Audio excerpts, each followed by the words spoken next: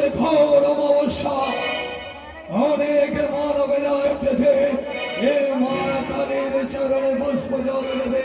যাদের মানত আছে তারাও এসেছে। তাই এই পুজো সমর্পণ করার পরে মা কালীর চরণে ভোগ দেওয়া হবে।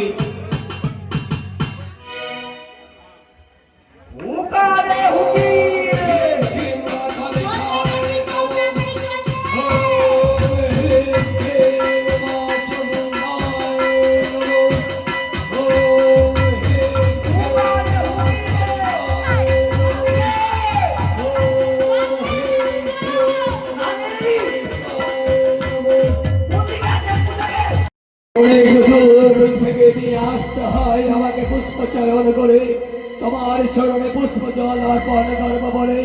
দাও মা দাও, এই মুহূর্তের মধ্যে সুগন্ধ পুষ্প জবা তৈরি করে দাও।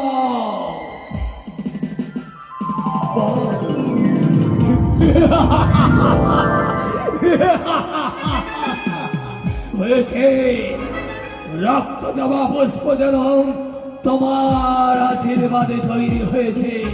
হয়েছে আমার স্বর্ণ মন্দির, হয়েছে পবিত্র অবসান করে বলে মা গঙ্গা তোমার যেন পুষ্প জল যাবো বলে। হয়েছে রক্ত পুষ্প।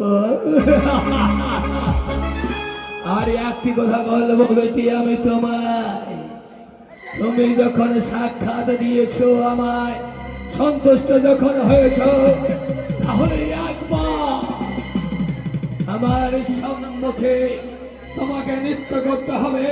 যেভাবে অসুরকে বিনাশ করার সময় তাথই তাথই করে নৃত্য গান করতে হবে।